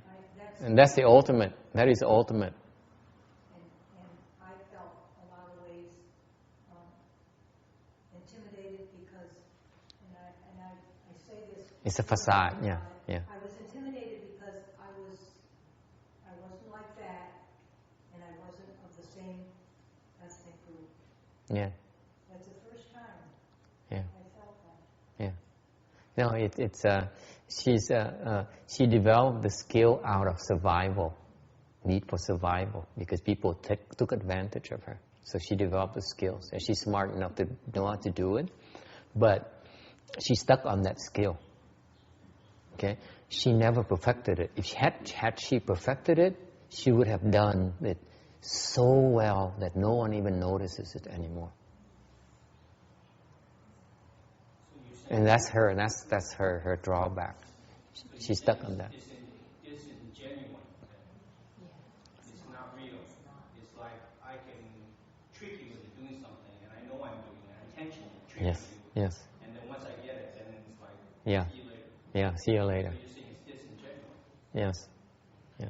And people resent that eventually. Yeah. Nói tại vì cái người này người ta có cái khéo léo như điều người ta làm có cái tư lợi ở trong đó. Thành ra ta vàng có những cái dùng những cái thuật đó để làm để mà làm lời cho họ làm lời xong họ được lời xong họ bỏ mình. Thành ra cuối cùng cái người mà quen họ đó họ bất mãn, họ nói là cái người này không thành thật, người này lợi dụng người khác thôi. And that's what she gets ultimately. In the long haul, that's what the kind of trouble you run into. Okay? She really liked staying there, Master, when that one nun CTTB. She didn't want to be there anymore. There was a nun there that's now with CTTB. Yeah. Okay. Anyway, yes. Going back to the blessing, when you do it, the last one time you mentioned that also the blessing is Maya. If you go and do it at another kind of temple, it might not have the same lesson. That's right. It's like money. You have an account in Bank of America. That was your example. You go to Citibank, you're not going to get. Yeah. Sort of. Yeah. You still can get through Citibank, but you have to pay charges. Okay. Better example would be like you plant the strawberries in your field. You have to go back in your field to pick the strawberries. You can't go to someone else's field and pick their strawberries. It doesn't work. Okay. Any other questions? Okay. So how much should you give? That's Ước never dare ask a question. Ước vẫn chỉ hồi nãy hỏi nữa. There are three things, right? The mind of the giver, or the receiver, and the gift. Ba cái. Là cái tâm khi mình cho, cái người mình cho ai, với cái vật mình cho. Mình nói, you talk about two already. What about number three? Vật mình cho. Okay? Cần cho bao nhiêu? Okay, you ask me honestly, everything you have. Nếu mà quý vị hỏi tôi nói cho hết tất cả đi. No one is laughing. Không ai cười hết. You think I'm joking? No, the amount, isn't it relative to what one has? So it's actually a demonstration of sincerity, isn't it? Tùy cái khả năng của mình. Depends on your ability. Okay? So my answer is still, you give all. Tôi vừa nói là cho hết tất cả. Yeah. Can you... No way. That's right. I mean, you have nothing left for next beggar, next month, right? Cho hết rồi sao mà cho người sư thứ nhì bây giờ? Then, what to do? Let's say you give everything. Let's say you give all your savings to the first person, and then you run to another beggar. What do?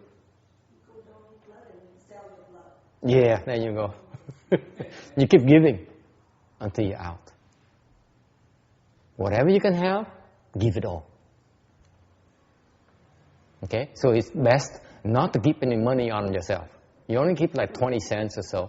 So that when you have to give, you give 20 cents only. That's all you have.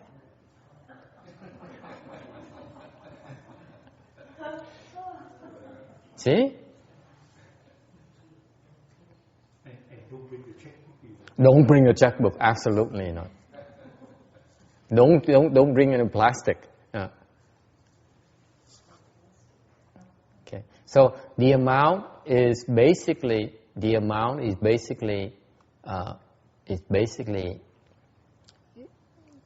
tells you how much you're still attached to what you have.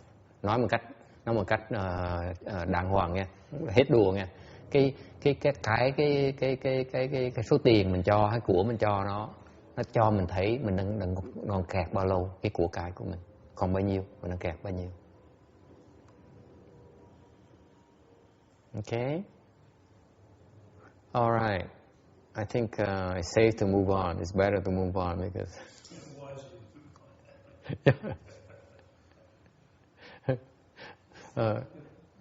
Phải nói tiếp chứ thôi nói nhiều quá cái có người bắt đầu nói là thầy nó dụ học trò. Yeah. Okay. What about number 5, line number 5 here? Cái hàng thứ 5 này. You give and loathe evil. This is very important. Cho mà ghét cái ác. Okay. So you cannot get along with evil. You cannot harbor evil. Không thích cái ác trong người mình. Okay? Inside. This is referring inside. Okay? You don't harbor evil. Okay? You throw it out. Thấy cái ác, mình thảy nó ra. Is that clear? This is why in Buddhism we stress so much in goodness. Bởi vì cái Phật giáo mà chú trọng cái thiện như vậy đó. Because ultimately it brings you to sagehood. Tại vì cái thiện nó đem quý vị tới cái thánh quả. Nếu mà ác, thánh quả không có thánh quả được. If you're evil, you cannot become a sage. Is it clear? Okay? I have yet to see an evil arhat. Tôi chưa bao giờ thấy người A-la-hán nào mà ác hết đó. Not yet. Okay? Alright. So you loathe evil. You loathe scatteredness. Thích ác, không thích ác này. Không thích hồ đồ này. You loathe chaos. Không thích mất trật tự, hỗn loạn. Okay? And you cherish leisure and stillness.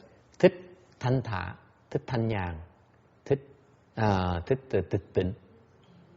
Okay? You will become enlightened to conditions. Buddha. Sẽ đắc được Bích Chi Phật. Any questions?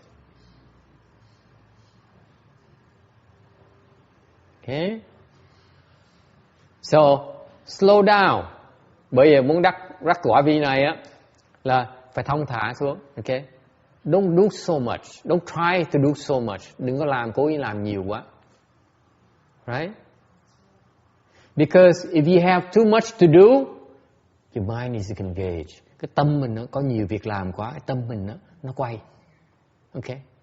When your mind is engaged like that, your wisdom cannot overflow. Nếu mà làm nhiều quá, cái tâm mình nó bận rộn quá, cái huệ nó phát không được. Okay? And you need quietness. Mình cần cái sự yên tĩnh.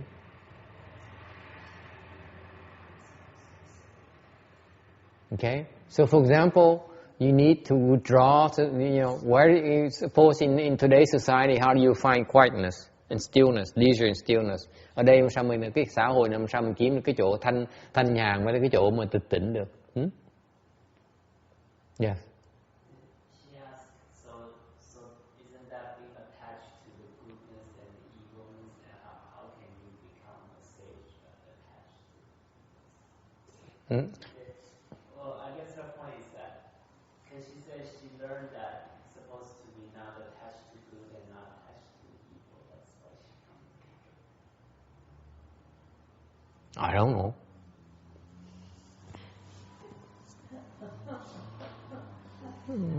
Hỏi là cái tưởng đó là tu Phật giáo là mình không nên vừa chấp ác mà chấp thiện nữa mới thành thánh được. Sao thầy giảng vậy lạ? Tôi đâu có biết đâu, tôi chỉ giảng thôi, tôi đâu có hiểu đâu. I just speak Dharma, I don't really understand it. What do you think? Quý vị nghĩ sao? Help me out here. Giúp tôi một tí đi. Ý kiến quý vị sao? Sư cô nghĩ sao? Tại sao mình phải chấp thiện chấp ác?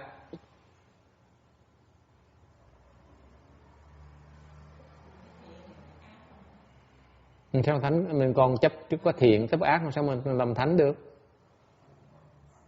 Người ta hỏi như vậy đó.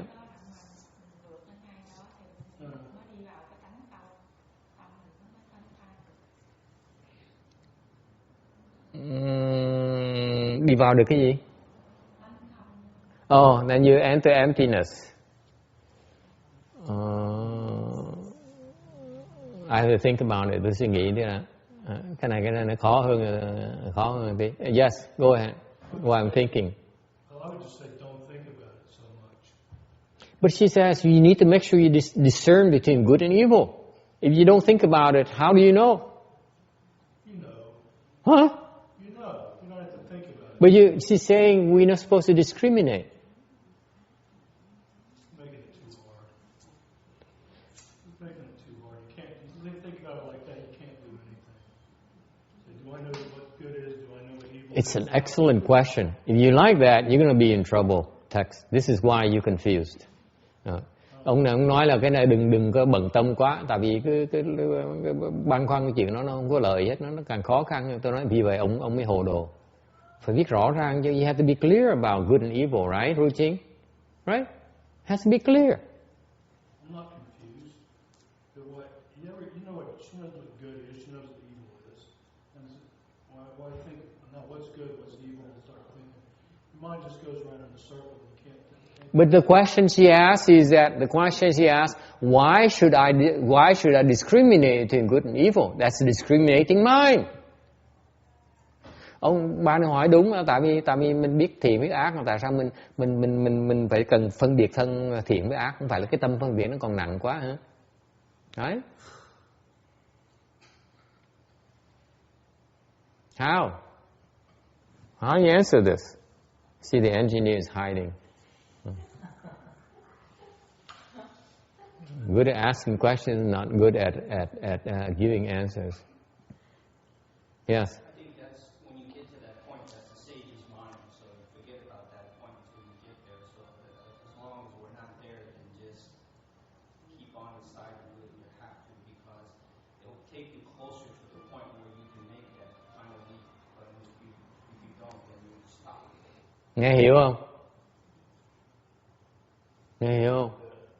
This is why you need to learn English. Bởi vì quý vị học tiếng Anh như vậy đó. Tại vì tôi dịch cái này được. I cannot translate this into Vietnamese.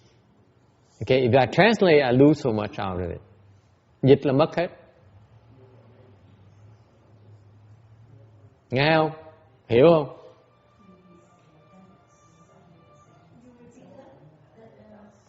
When you reach sagehood, khi quý vị tới được thánh quả, you have some real wisdom. Quý vị thực sự có cái huệ rồi. Okay? You are no longer confused about good or evil. Lúc mà quý vị thánh quả, đắc thánh quả rồi, quý vị không có còn cái sự hồ đồ về cái thiện và cái ác nữa. Right? Case in point. Right now you're not there yet. Hiện bây giờ quý vị chưa tới thánh quả nơi. Right? Okay? You're still not sure about evil and good sometimes, right? Nhiều khi mình chưa rõ cái ác với thiện nó khác nhau chỗ nào, mình chưa rõ lắm, đúng không? For example, I give a case in point. Okay? I want to help my son. Tôi muốn giúp con tôi. Okay? My son is confused by a woman. Con trai tôi nó bị người đàn bà khác làm mê hoặc. Therefore I need to help him. Is it good or bad? Như vậy tốt hay là ác? Depending on what you're going to do to that woman. That's right.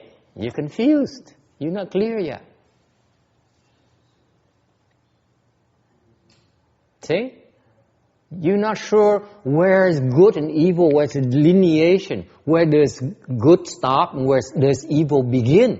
It's not clear to you. Lay people, ordinary people are not clear about the delineation. Cái người phàm phu như mình á, mình chưa thấy rõ được cái sự phân biệt, cái ranh giới giữa cái thiện với ác ở chỗ nào, nó đích xác chỗ nào, mình chưa thấy được cái đó. You agree with me on that? Anyone disagrees? Ai không đồng ý? Okay?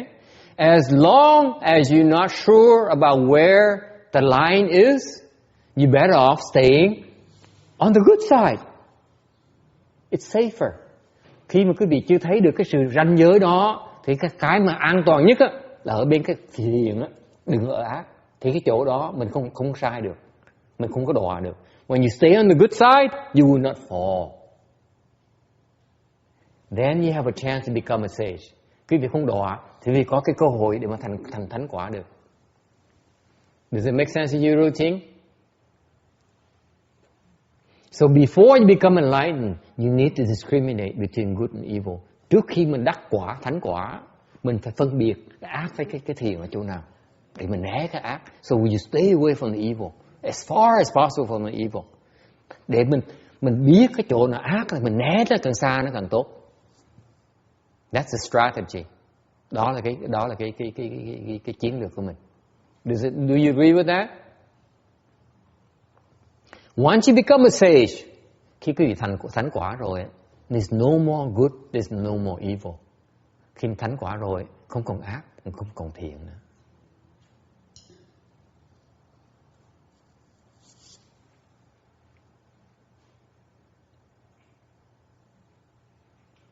Vì vậy mới nói là mình không cần phân biệt thiện với ác nữa.